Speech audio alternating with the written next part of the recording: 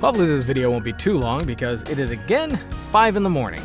I just finished doing some auditions, and then I had a whole bunch that can wait till tomorrow or later today.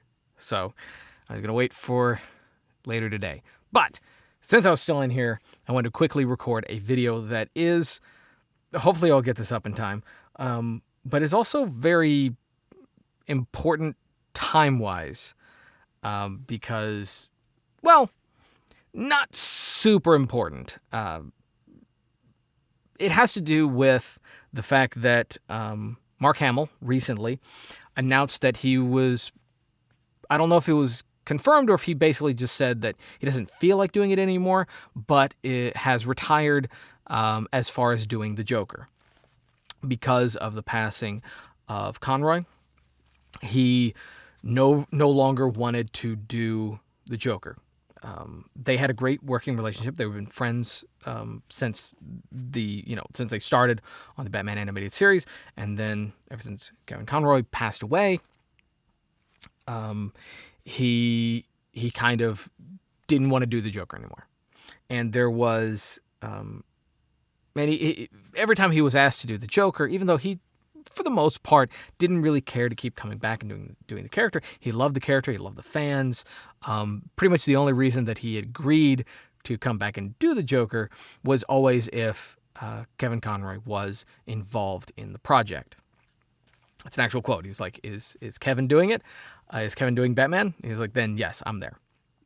Which is sweet, which is awesome to have that kind of relationship with somebody, especially on a professional level, that you will take on projects and you're excited to work on them and you give it your all because there is somebody else that you respect and admire and enjoy working with. That's great. I hope we can all get to that point at some point in time. And my opinion is that I agree. I actually think that his decision to kind of, back away from doing the Joker is, even though it is based on an emotional reaction, I do think it is probably a good call. I do think it is a good call. Now, I obviously grew up with Mark Hamill as the Joker through the Batman animated series, and he's kind of the one that has developed as the quintessential Joker voice and portrayal to me, and for a lot of other people as well. And I am going to miss, hearing him as the Joker if he does actually never come back as it.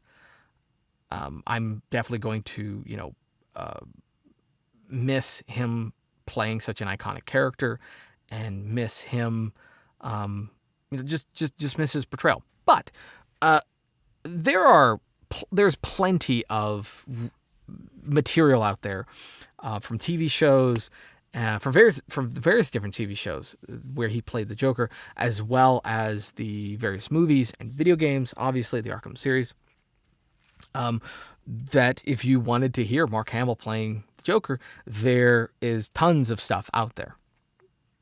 So we're never really going to run out of things to listen to or enjoy as it comes to him playing the Joker. And same thing with Kevin Conroy playing Batman. There's so much that we could watch on repeat and enjoy. I mean, obviously the Batman animated series is totally rewatchable even as of today. Like, I don't feel like it's aged. Yeah. And the part that I really wanted to address was there was a little bit of chatter on social media of a whole bunch of voice actors saying how they would, want to, or how they would be open to replacing Batman and the Joker. And basically, there was a lot of people that were basically presenting it as doing voice matching or doing impressions of their portrayals or their voices of those characters.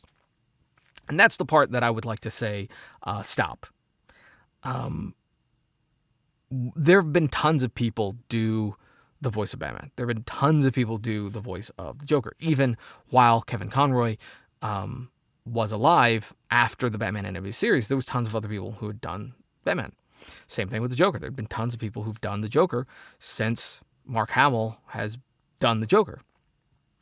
And all of them are great. There's only like a few that I feel like kind of miss the mark on some elements, but everyone's portrayal of Batman and the Joker is going to be different, and every writer and every director is going to have a different take on them.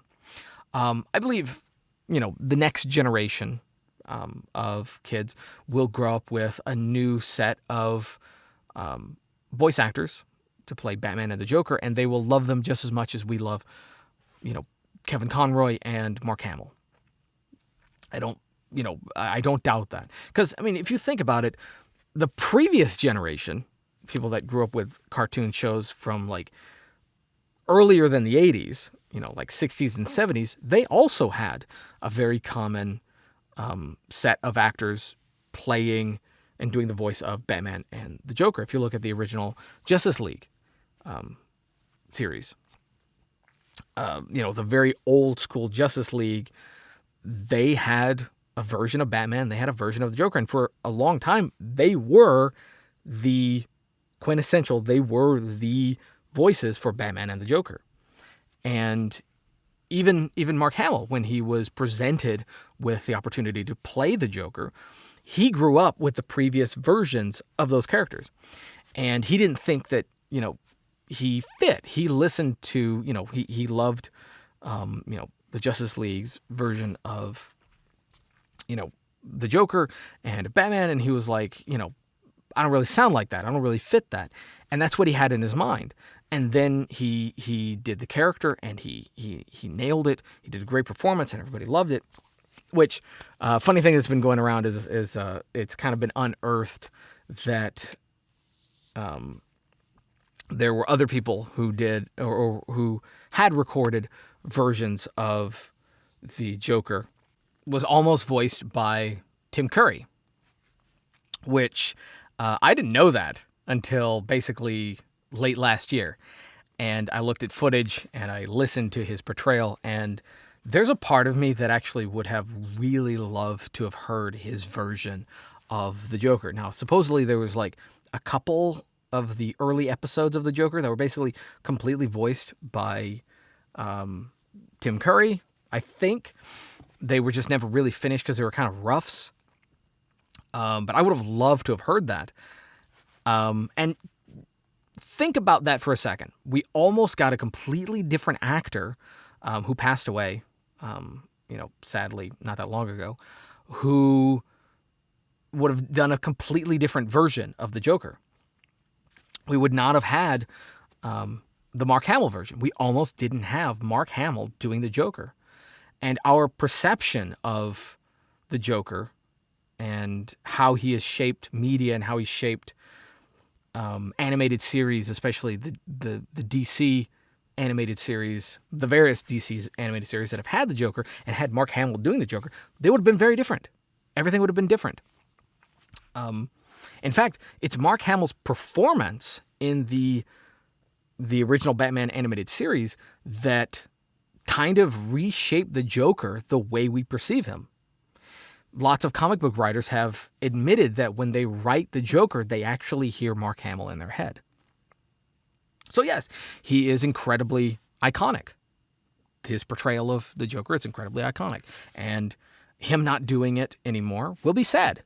But we always have these periods when a new generation gets handed off something. Now, of course, this is relatively new. This is a relatively new experience where something has been handed off to somebody, more or less, and them not do an impression. So if we think about previous cartoon characters that have had multiple people do them, things like Batman, things like Bugs Bunny or Mickey Mouse, Daffy Duck, Donald Duck, these characters are all supposed to sound basically the same. They're supposed to sound very, very similar. So we often don't know who's doing that character at what time. Because if these voice actors are doing a really good job, they're trying to nail the performance. according to how those characters are supposed to sound. There have been some times when there's been deviation, where there's been some slight differences, but for the most part, they're all trying to match each other, trying to keep in the same box. But the Joker has sounded completely different. So has Batman. Batman's been relatively similar, but the Joker has sounded completely different many times. So that's going to keep happening. And I feel like we're going to get another person who's going to more or less be who we have in mind as the Joker. But personally, I don't want anyone to, whoever, does the next like animated series to do the Joker, to try to match anyone else. I don't want anyone who's going to be doing Batman in the future, for whether it's a series or video game or what have you, to try to match Kevin. I don't want any of that. I want everyone to do their own performance. I don't want Warner Brothers to try to replace Kevin Conroy or replace Mark Hamill. I don't think they're ever going to, and I don't think that's the goal. But I don't want that to ever be the goal. I would want that, we respect and honor them and love them for what they did, for making these characters as iconic and well-known and kind of more or less shaping who they are in many ways based on their performance.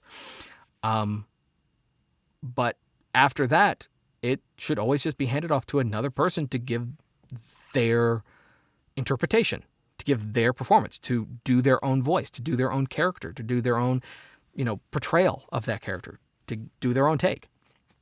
So that's what I'd want. I don't want anyone to try to spam major studios or companies or any animators or anything like that with impressions.